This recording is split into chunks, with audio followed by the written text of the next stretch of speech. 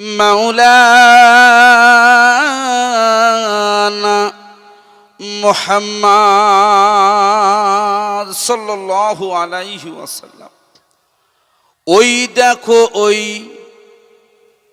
দেখো ওই আকাশ পানে সাবানের ওই চাঁদ।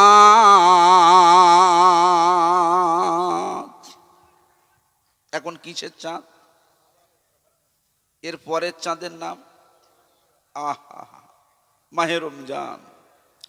ওই দেখো ওই আকাশ পানে সাবানের ওই চাঁদ।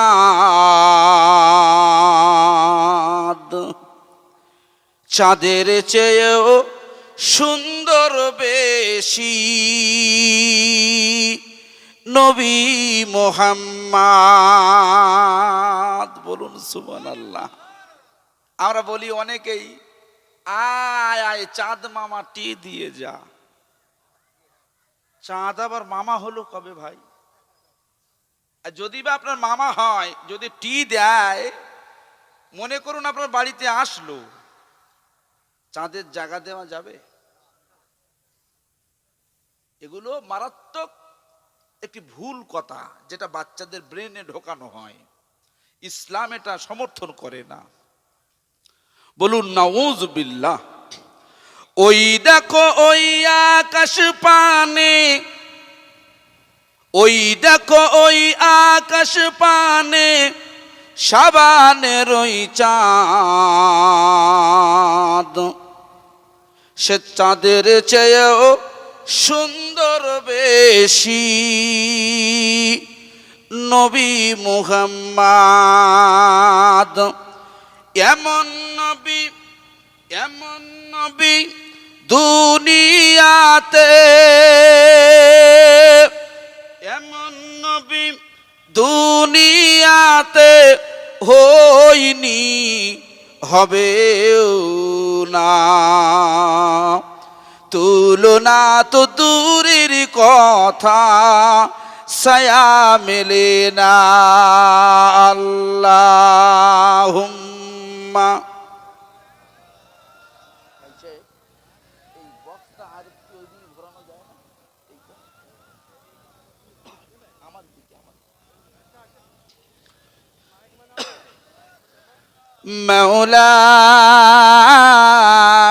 মাওলানা মুহাম্মদ সাল্লাল্লাহু আলাইহি ওয়াসাল্লাম। আউযু বিল্লাহি মিনাশ শাইতানির,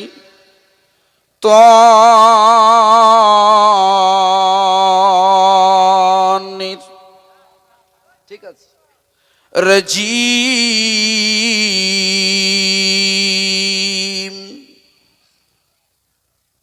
বিতাড়িত মরদুদ শয়তানের ওয়াসওয়াসা থেকে পানাহা চাই।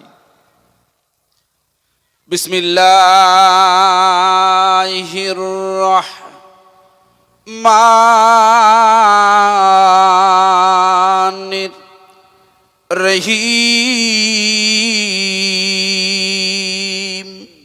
পরম করুণাময় আল্লাহ পাকের নামে শুরু করছি। ইয়াসিন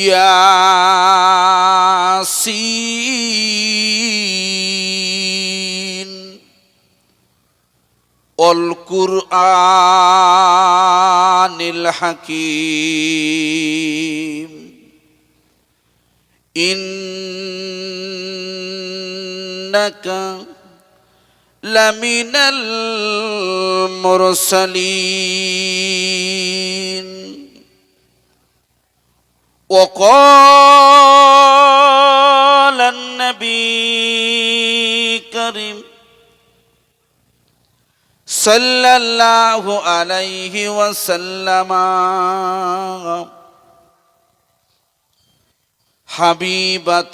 حبيبتان إلى الرحمن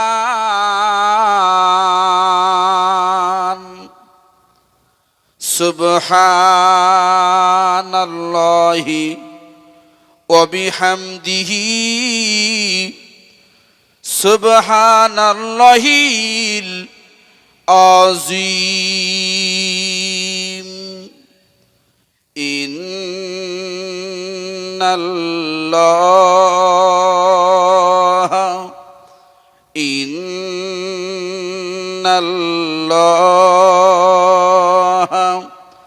ওয়া মালাইকাতাহু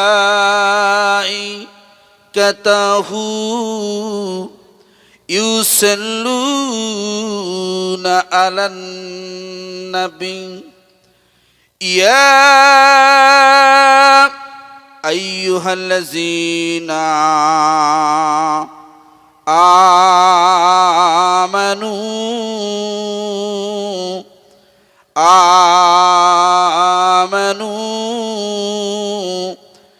সাল্লু আলাইহি ওয়া সাল্লিমু তাসলিমা।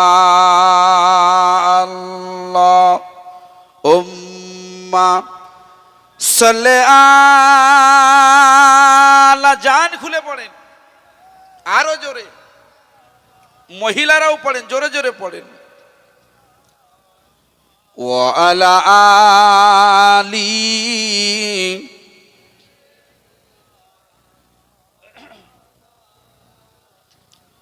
সাল্লাল্লাহু আলাইহি ওয়াসাল্লাম। যাহারে লাগে কান্দে রে মন, যাহারে লাগে কান্দে রে মন, তিনি মদিনায়। আমরা রসুলের শানে রাতের ঘুমটা হারাম করে দিয়ে এই ঠান্ডার আবহে বসে আছি কার জন্যে? রসুলের সামান্য দিদার পাওয়ার জন্যে, ঠিক না বে ঠিক?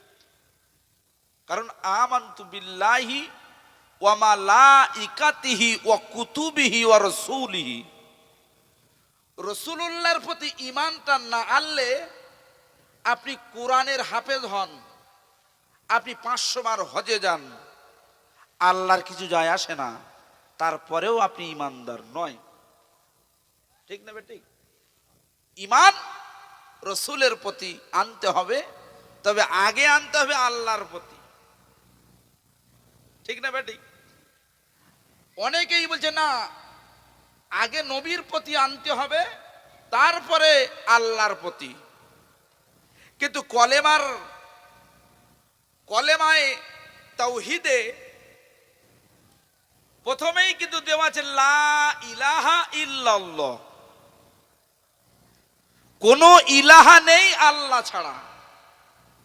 মুহাম্মাদুর রাসূলুল্লাহ, মুহাম্মদ সাল্লাল্লাহু আল্লাহর প্রেরিত রাসূল, বলুন সুবহানাল্লাহ। এই জন্য সমস্যা হয়ে যায়, আগে আল্লাহর প্রতি ঈমান আনতে হবে, তারপর রাসূলের প্রতি, ঠিক না বেটি? যাহারে লাগে কান্দে রে মন, তিনি মদিনায়। স্বপ্ন যোগে হবে দেখা, হলে দিওয়ানায়। এমন নবী কোথায় পাবো,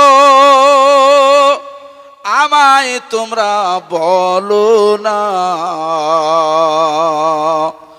নবী আছেন মদিনায়, কবে যাবো জানি না। আল্লাহুম্মা সাল্লি আলা। এই মাইকম্যান ভাই, আপনি তো গলাটা টানছে, বেশ কত হচ্ছে? বেশ মাইকম্যানকে ডেকে দেন। সাইয়্যিদিনা মাওলানা মুহাম্মদ। ওই যে কাবা দেখতে কালো, ওই যে কাবা দেখতে কালো, বড়ই ভালো লাগে। কাবাখানি কাবা হলো দয়ার নবীর ওসিলাতে। ওই যে কাবা দেখিতে কালো, ওই যে কাবা দেখিতে কালো, বড়ই ভালো লাগে।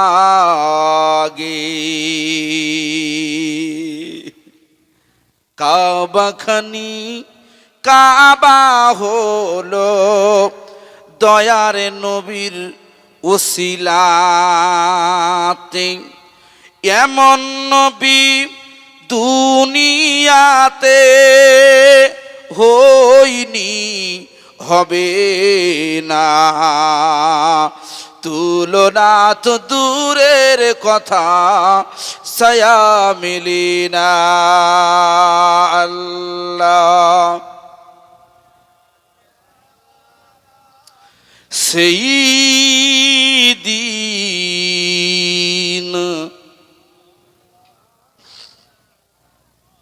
ওয়ালা আলি মাওলানা মুহাম্মদ সাল্লাল্লাহু আলাইহি ওয়াসাল্লাম। আমার ভাই সব, আল্লাহ রসুল বলেছেন পৃথিবীতে সবচাইতে মূল্যবান সময় হলো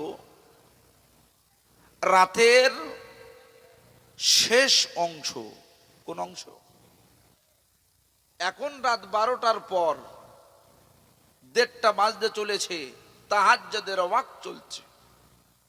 তাহাজ্জুদের ওয়াক্ত, এই সময়টা এমন একটি উর্বর সময়, যারা চাষি ভাই আছেন একমত হবেন। চাষি ভাই, উর্বর মাটি না হলে আপনাদের সাথে আলোচনা করার সমস্যা হচ্ছে। আপনারা সব এই দিকে বসে আছেন, আমি ঘুরে আছি এই দিকে, সমস্যা। দেখবেন চাষি ভাই যারা আছেন নিশ্চয়ই একমত হবে, মাটি যখন উর্বর হয় তখন ফসলটা ভালো হয়, তাই তো আব্বা? ফসল ভালো হতে গেলে যদি মাটি উর্বর হতে হয়, আপনার জিকির, আপনার তেলাওয়াত, আপনার দান, আপনার শ্রবণটা তখনই কবুল হবে যখন সময়টা ভালো হবে। এই সময় আপনি সুবহানাল্লাহ বলুন আর নাই বলুন, আমি যখন আসছিলাম আপনাদের এই প্যান্ডেলের ভিতরে, মাজলিসের ভিতরে দুজন ব্যক্তি ঘুমাচ্ছিলেন এই কোনায়। ঘুমাচ্ছিলেন না? আপনারা বসে বসে যে সোয়াব পাচ্ছেন, ওই সোয়াবের কিয়ত অংশ এখানে ঘুমানোর কারণে তারাও পেয়েছে। বলুন সুবহানাল্লাহ। চিল্লে হয় না সুবহানাল্লাহ? যুবক ছেলেরা মনে মনে করছে সুবহানাল্লাহ দিয়ে কি হবে, নেকি হবেটা কি? তবে সব যুবক এক না। আমার এই ভাইরা ভালো, বাইরে যারা বাজারে ঘুরছে ওরা মনে করছে সুবহানাল্লাহ আমি বাড়ি বলে বসে বসে বলে লোবো কোন কি? আচ্ছা, বাড়ি বসে সুবহানাল্লাহ বলা আর মাজলিসে বলে বসে সুবহানাল্লাহ বলা এক হয় কি? আসমান জমিন ফেরা না? বাড়ি নামাজ পড়লে 1 সোয়াব, আর মসজিদে নামাজ পড়লে 25 গুণ থেকে 27 গুণ হয়। থিওরি কাজে দেন।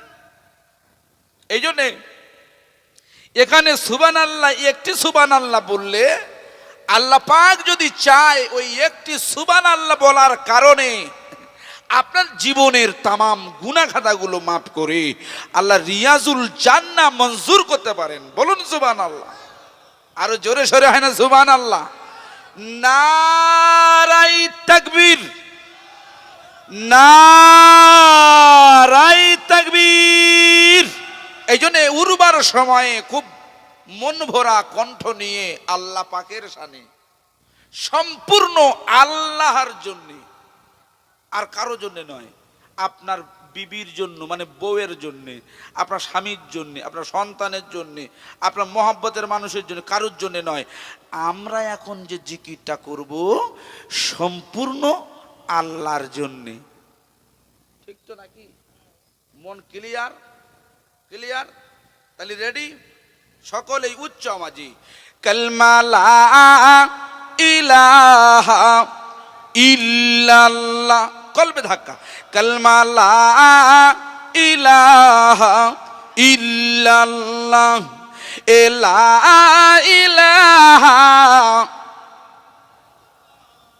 মুহাম্মাদুর রাসূলুল্লাহ। সালামেরি গজুরা, সালামেরি গজুরা, সালামেরি গজুরা, দুরুদেরি হার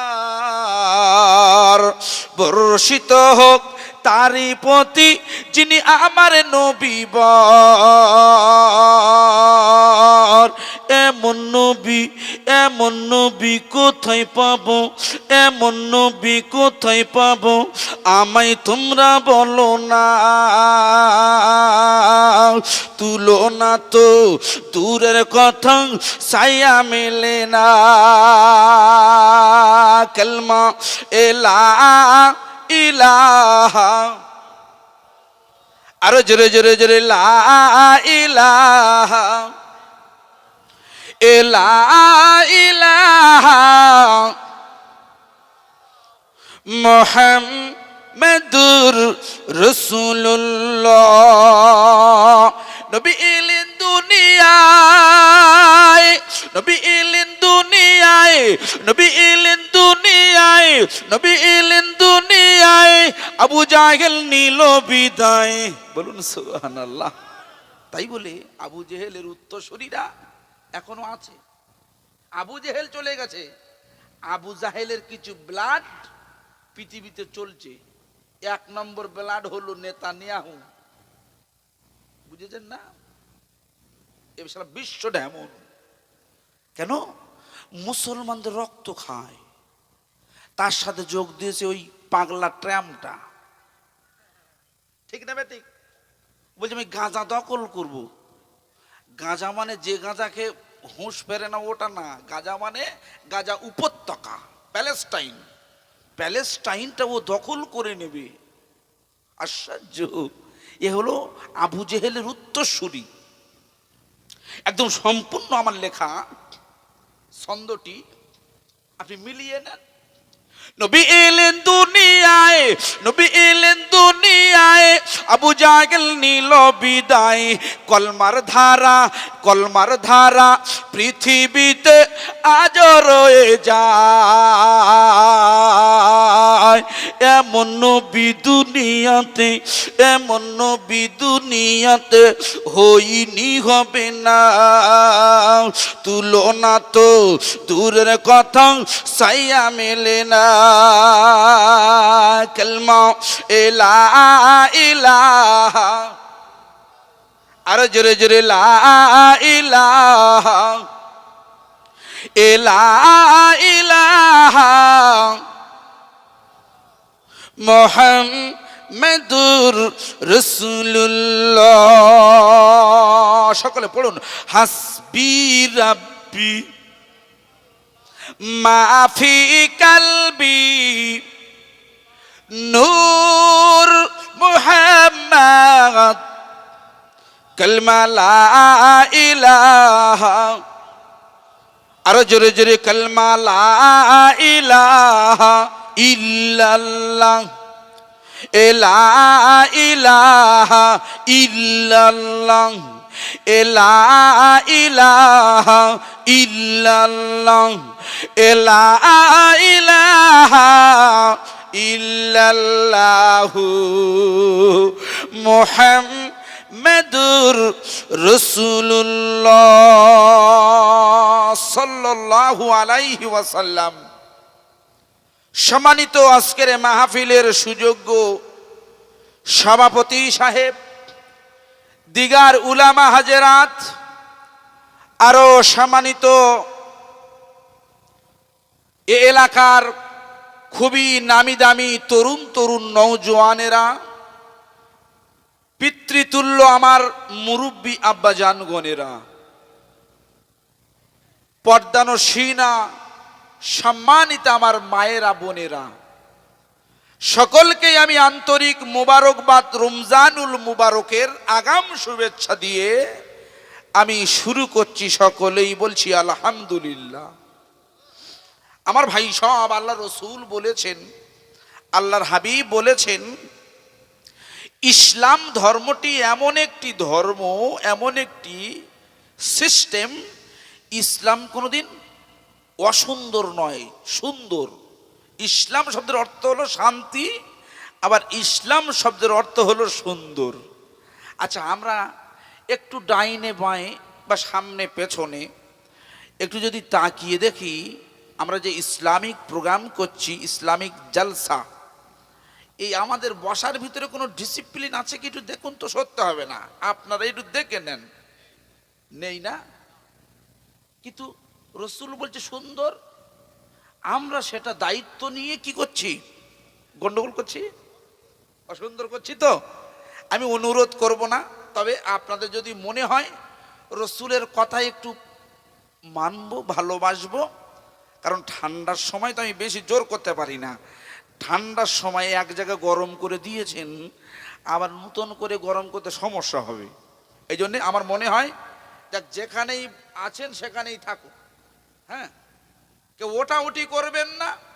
আর আমি অনুরোধ করছি, ভাই আপনারা দাঁড়িয়ে আছেন কেন? বাড়ির গিন্নিরা বলে দিয়েছে যে খবরদার বসো না, ওরা তো সব বসে আছে, আপনারা বসুন, সমস্যা নেই। এই দেখেন বুট পরে আছেন, বুট পরে ওই বুট পরে বসে যান, আল্লাহ আপনাদের কবুল করবেন, বলুন আল্লাহুম্মা আমিন। মহান রাব্বুল আলামিনের দরবারে অসংখ্য কোটি কোটি শুকরিয়া হিন্দুস্তানের জমিন থেকে আমরা করি, সকলেই বলি আলহামদুলিল্লাহ। বিশ্বনবী নূর নবী সরকারে দো আলম, যিনি আমাদের রাহবার, যিনি আমাদের কি, যিনি আমাদের মোহব্বতের আশেক, রসুল্লাহকে আমরা কি ভালোবাসি, তার চেয়ে বেশি ভালোবাসেন আমাদের তিনি। সুতরাং তিনি হলেন পৃথিবীর 1 নম্বর মেসেঞ্জার। হুজুরের দরবারে কোটি কোটি দরুদের মালা পৌঁছে দিই, সকলে বলি সাল্লাল্লাহু আলাইহি ওয়াসাল্লাম। আজকের আমাদের পক্ষ থেকে হুজুরের দরবারে দরুদের মালা পৌঁছে দিয়েছি।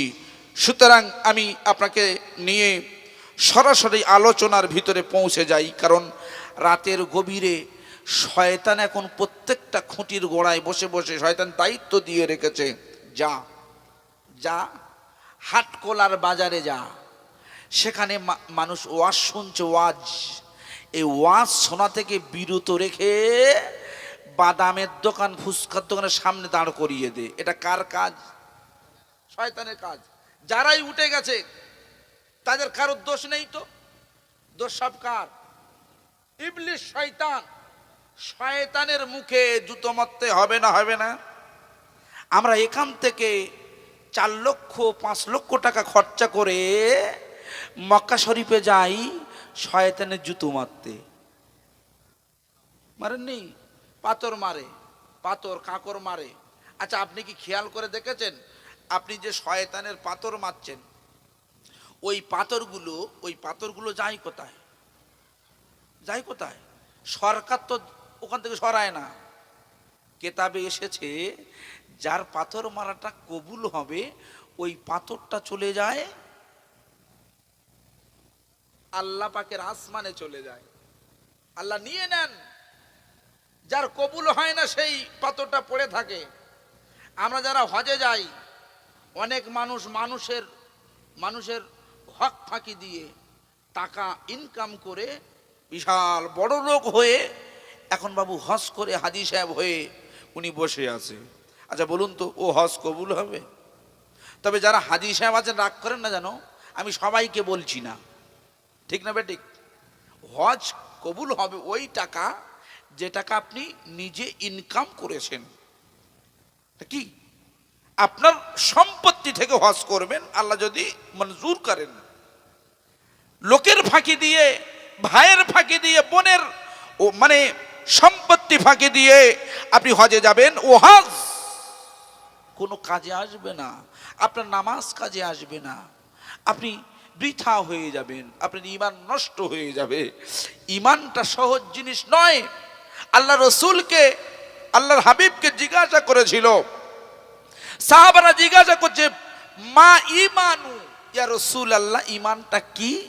আল্লাহ রসুল বলছে, আল ঈমানু আন তুমিনু বিল্লাহ, ঈমান হলো আল্লাহর প্রতি বিশ্বাস। ঈমান মানে,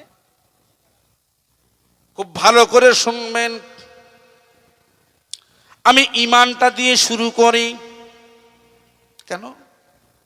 ঈমান না হলে মুসলমানিত্বে টিকে থাকা যায়?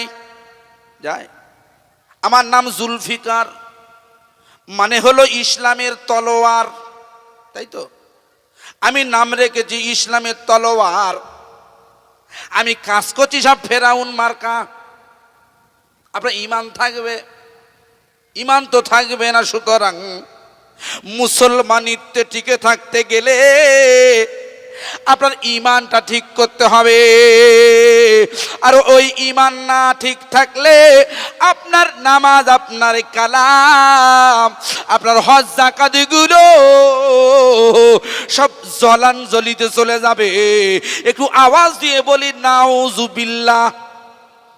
আমরা এখান থেকে ওয়াদা করছি, এখান থেকেই প্রতিশ্রুতি নিচ্ছি, আজকের এই হাটখোলার মহান ঐতিহাসিক ইসালে সোয়াবের মজলিস থেকে আমরা ওয়াদা করছি, আল্লাহ আমরা যতদিন যা গুনাহ করেছি, এতদিন যা অপরাধ করেছি, এতদিন যা হক ফাঁকি দিয়েছি, এতদিন যা জেনাবে বিচারি করেছি, এতদিন যা নামাজ কাজা করেছি, এতদিন হারামে খেয়েছি, এতদিন বন্ধনের লোন নিয়েছি, এতদিন সুদ খেয়েছি, সমস্ত হারাম কাজ থেকে, সমস্ত অবৈধ কাজ থেকে আল্লাহ আমরা তওবা করছি। এই তওবাটি যেন আল্লাহর আরশে আজিমে কবুল হয়ে যায়। একটু আওয়াজ দিয়ে বলি আল্লাহুম্মা আমিন। আমার ভাই সব, তাহলে প্রশ্ন হলো ঈমানটা ঠিক করতে হবে। ঈমানের নাটটা ঢিলা হয়ে যাচ্ছে মুসলমানের। নাট বোঝেন? বুঝেন না?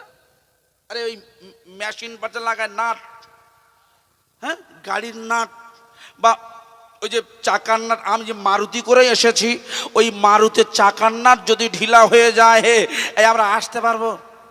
গাড়ি উল্টে যাবে না? আপনার ঈমানের নাট যদি খারাপ হয়ে যায়, যদি ঢিলা হয়ে যায়, ওই ঈমানটা টিকে থাকবে কি? হ্যাঁ, আমার ভাই সব খুব ভালো করে বুঝবে। এ ওয়াজ চলবে তো না পাল্টাবো? চলবে? খুব ভালো করে শুনে নেন। অনেক বাড়িতে দেখবেন আপনাদের এখানে সব ভালো, অন্য জায়গার কথা বলি, আমাদের 24 পরগনা